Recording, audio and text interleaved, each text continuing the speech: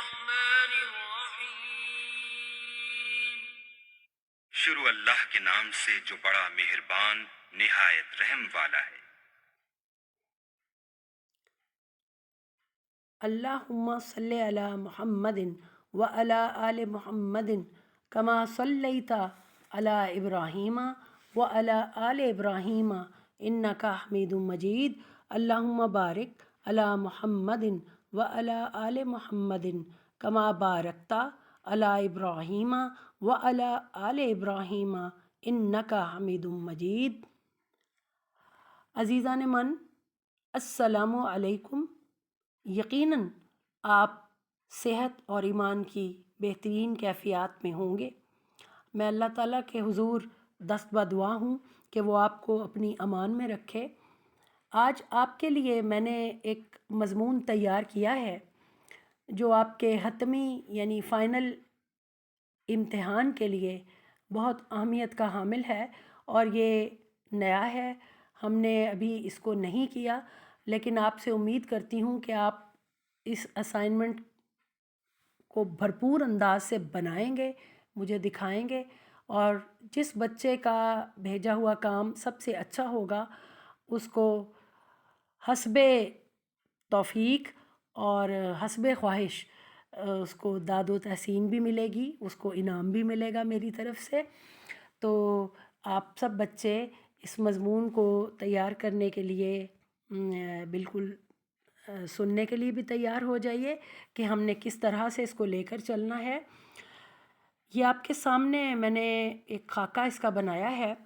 سب سے پہلی بات یہ ہے کہ ماحولیاتی آلودگی پر مضمون انتہائی اہمیت کا حامل ہے۔ آج کے دور کے اعتبار سے اگر دیکھا جائے تو ماحولیاتی آلودگی نے ہم سب کو اپنی لپیٹ میں لے رکھا ہے۔ تو مضمون کوئی بھی آئے آپ کو، وہ ظاہر ہے کہ آپ کو 25 نمبر کا مضمون دیا جائے گا کیمبرج کے امتحان میں۔ تو اس مضمون کے آپ اس کو 3 حصوں میں آپ تقسیم کر لیجئے ذہنی طور پر اپنی سہولت کے لیے۔ سب سے پہلے اس مضمون کی تمہید ہے یا آغاز ہے۔ جب تک آپ اس کا آغاز دلکش نہیں بنائیں گے، مناسب الفاظ سے اس کا تعارف نہیں کرائیں گے موضوع کا، تو آپ کا جو ہے اثر قائم نہیں ہوگا، آپ کی تحریر کا آپ کا پہلا تاثر ہی غلط جائے گا۔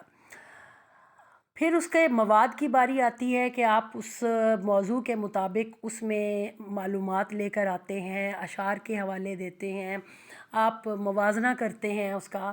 یہ موضوع پر منحصر ہے کہ وہ موضوع کیا دیا جاتا ہے۔ تو اس مواد کے 15 نمبر آپ رکھ لیجئے، اور اختتام جب تک آپ اس تمام کے تمام خیالات کے گلدستے کو مناسب انداز سے اختتام پذیر نہیں کریں گے تو آپ کا تمام تحریر کا تاثر زائل ہو جائے گا۔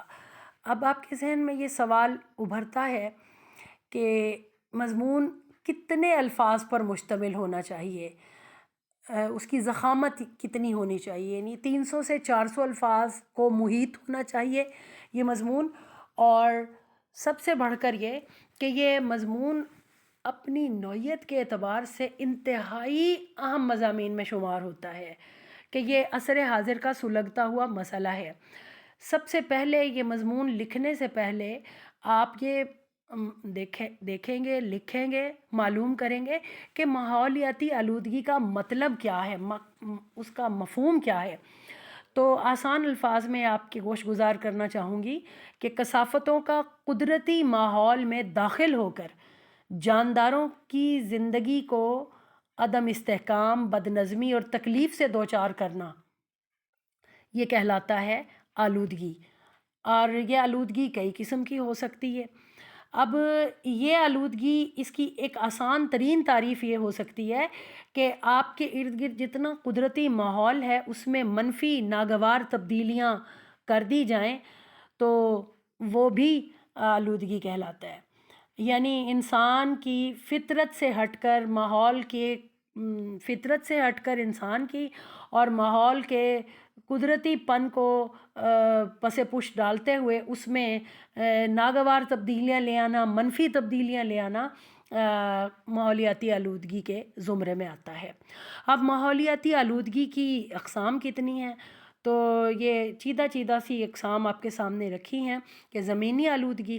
اب زمینی آلودگی سے مراد، اب زمین وہ سیارہ ہے جس میں ہم انسان اللہ تعالیٰ کے نائب کی حیثیت سے، اشرف المخلوقات کی حیثیت سے رہتے ہیں، لیکن دور قدیم کا انسان فطرت کے زیادہ قریب تھا، تو وہ اپنے ارد گرد کے ماحول کو بھی سرسبز شاداب رکھتا تھا، کیونکہ اسی میں اس کی بقا تھی، اور اس کے ارد گرد چہچہاتے پرندے، جاندار، یہ سب اس کی زندگی کی ضمانت تھے۔ لیکن آہستہ آہستہ انسان نے جیسے ہی مادی ترقی کی طرف قدم بڑھایا، اور دیکھتے ہی دیکھتے وہ انسان ستاروں کی گزرگاہوں کو دریافت کر بیٹھا۔ جب اس نے ستاروں کی گزرگاہوں کو دریافت کیا تو ایک مادی اور صنعتی ترقی کا ایک ایسا در کھلا کہ جو انسان کی تمام تر فطری ماحول کو، اس زمین کی خوبصورتی کو اپنے ساتھ بہا کے لے گیا۔ وہ ایک ایسا سیلاب آیا آلودگی کا کہ جو تمام تر حسن کو اپنے ساتھ بہا کر لے گیا، یا یوں کہنا چاہیے کہ اس آلودگی نے فضا کو اس قدر خراب کر دیا کہ تمام حسن کو گہنا دیا زمین کے۔ اور زمینی آلودگی میں صریحاً خود انسانوں کا اپنا ہاتھ ہے کہ زمین پر وہ کوڑا کرکٹ جو ہم بکھیرتے ہیں، اور کوڑا کرکٹ بھی دو طرح کا ہے۔ ایک کوڑا کرکٹ وہ ہے جیسے پتوں اور پودوں کی شکل میں ہے، پھلوں کے چھلکے ہیں، ایسی چیزیں جو آپ زمین میں دبائیں تو وہ بہترین نامیاتی کھاد کی صورت میں سامنے آتی ہے۔ اور دوسرا کوڑا وہ ہے جو مصنوعات سے بنتا ہے، پلاسٹک کی بوتلیں ہیں، شاپر ہیں، اور یہ وہ شاپر ہیں کہ 1000 برس بھی شاپر زمین میں دبا رہے تو وہ اپنی شکل برقرار رکھتا ہے اور اس کو کچھ بھی نہیں ہوتا۔ یہ اس قدر نقصان دہ ہے انسان کے لیے۔ لیکن عصر حاضر کی مادی ترقی کے ساتھ ساتھ یہ چیزیں سب کی سب زمین کو بنجر کرتی جا رہی ہیں اور اس کے حسن کو گہنا رہی ہیں، کیونکہ کارخانوں سے نکلنے والا پانی اس زمین کی شوریت کو، اس کی بنجر پن کو بڑھا رہا ہے۔ زرخیز زمینیں دیکھتے ہی دیکھتے بنجر ہو جاتی ہیں۔ اور فضائی آلودگی میں کیا چیز آتی ہے کہ جو کارخانوں سے نکلنے والا دھواں ہے، اس کی چمنیوں سے نکلنے والا دھواں، وہ ٹریٹمنٹ پلانٹ سے صاف کیے بغیر، یعنی معالجی پلانٹ سے صاف کیے بغیر جب فضا میں چھوڑا جاتا ہے تو وہ فضا میں ایک ہماری معاون گیسوں کی قدرتی تہ اوزون لیئر کو تباہ کرتا ہے۔ تو فضائی آلودگی اس طرح سے وجود میں آ رہی ہے کہ جیسے جیسے زمین پر صنعتی ترقی بڑھتی جا رہی ہے تو کارخانوں سے نکلنے والا یہ زہریلا دھواں ہماری فضاؤں کو اس قدر آلودہ کر چکا ہے کہ جس میں سانس لینا دو بھر ہو گیا ہے۔ آبی آلودگی میں یہ ہے کہ سمندروں کے کنارے غیر قانونی کالونیز بنائی جا رہی ہیں۔ دوسرے وہ کارخانے جو اپنا فاضل پانی، کیمیائی پانی صاف کیے بغیر سمندروں میں پھینک رہے ہیں، تو یہ نہ صرف سمندری حیوانات کو بلکہ سمندری نباتات کو سخت نقصان پہنچا رہا ہے۔ اب تیسری چیز ہے شور کی آلودگی۔ انسانی کان جتنے ڈیسیبل تک شور برداشت کر سکتے ہیں وہ بمشکل 80 یا 90 ڈیسیبل ہے، لیکن آج شور 100 سے بھی زیادہ بڑھ چکا ہے، اور اس کا نتیجہ یہ ہوتا ہے کہ انسان فوری طور پر تو بہرا نہیں ہوتا، لیکن یہ شور انسان کی سماعت کو اور اس کے اعصاب کو شدید متاثر کرتا ہے۔ اور شور کی آلودگی سے نبٹنے کا طریقہ بھی یہی ہے کہ اللہ پاک نے درختوں میں یہ خاصیت رکھی ہے کہ درخت شور بھی جذب کرتے ہیں، فضا کو صاف بھی رکھتے ہیں۔ 5ویں قسم آپ کے لیے تھوڑی سی نامانوس ہوگی، برقی آلودگی۔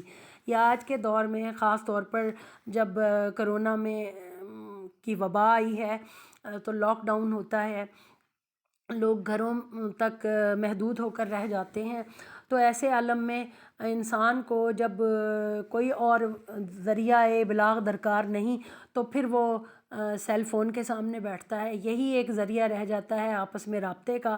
تو آج کے انسان نے اپنے تمام کام جو ہے وہ برقی کاپیوں پر منتقل کر دی ہیں۔ ورقی کاپیوں کا یعنی ہارڈ کاپیز کا اب رواج ختم ہوتا جا رہا ہے، اور جیسے جیسے انسان اس برقی اشیاء کا استعمال بڑھا رہا ہے تو اس برقی آلودگی سے انسان کی صحت شدید متاثر ہو رہی ہے۔ اب یہاں تک تو یہ بات آپ کی سمجھ میں آ گئی کہ یہ آلودگی کی اقسام ہیں۔ اس کے بعد آپ آئیے کہ اب اس مضمون کو لکھیں گے کیسے۔ ظاہری بات ہے کہ جس دین کے ہم علم بردار ہیں اس میں تو قرآن پاک میں اللہ جل شانہ فرماتا ہے کہ ان اللہ یحب المطہرین، بے شک اللہ پاک رہنے والوں کو، صفائی کو، صاف رہنے والوں کو پسند فرماتا ہے، محبت کرتا ہے ان سے۔ اور یہ بھی کہا گیا الطہور شطر الایمان، یعنی صفائی نصف ایمان ہے۔ تو جس دین میں آپ کے راہ سے کانٹے اٹھانا بھی عبادت، آپ کے راستے کی مشکلات دور کرنا بھی عبادت، جس میں کسی کو پانی پلانا بھی عبادت، کسی کے لیے سہولت کے لیے، کسی کی سہولت کے لیے دروازہ کھولنا بھی عبادت، تو وہ کیسے برداشت کر سکتا ہے کہ اس کے علم بردار اپنے آپ کو پاک صاف نہ رکھیں؟ کیونکہ 5 وقت جب ہم اللہ پاک کے حضور جاتے ہیں تو وضو کے بعد وہ پاکیزگی، وہ نظافت ہمیں عطا کرتا ہے وضو، کہ جو انسان کی روح تک کو منور اور معطر کر دیتا ہے۔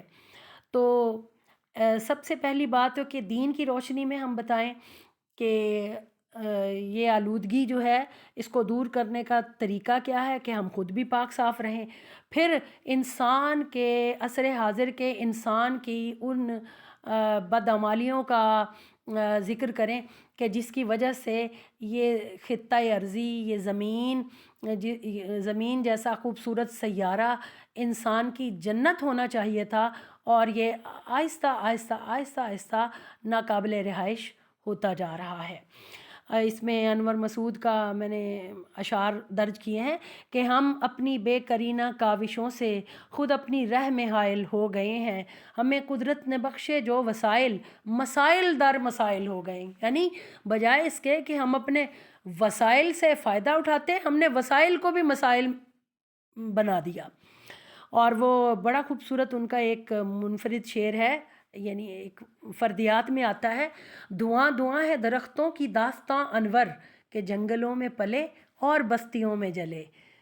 یا ایک انہوں نے بہت خوبصورت کہا ہے کہ شام تک شام ہی سی رہتی ہے، صبح آتی ہے پر نہیں آتی، بڑھ گیا شہر میں دھواں اتنا، کوئی صورت نظر نہیں آتی۔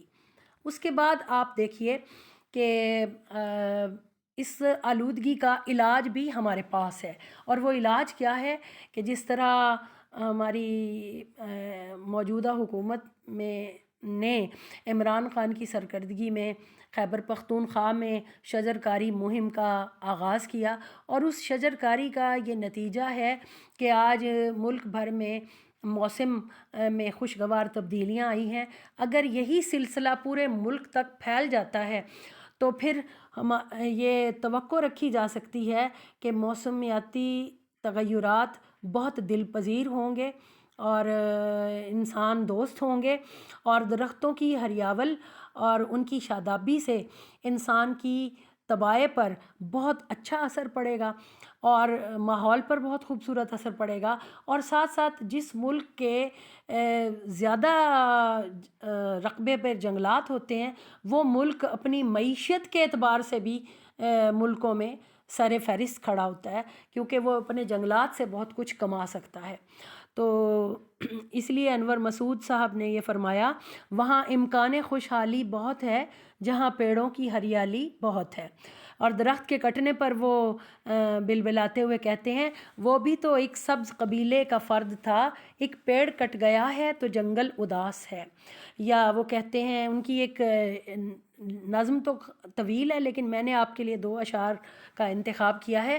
سر پر دھوئیں کی لہر ہے اور ہم ہیں دوستو، آلودگی کا زہر ہے اور ہم ہیں دوستو، ایک دوسرے کو اب کوئی پہچانتا نہیں، گرد و غبار شہر ہے اور ہم ہیں دوستو۔ اور اس تمام تر آلودگی میں جو انسان کی کوتاہی کو عمل دخل ہے، اس کو انہوں نے ایک قطعے میں اس طرح بیان کیا ہے کہ حضرت انسان ہوں میں اور ہوں بہت جدت پسند، یعنی آج کا انسان بہت دعوے کرتا ہے کہ میں بہت آگے نکل چکا ہوں، میں بہت ماڈرن ہوں، میں بہت فیشن پرست ہوں.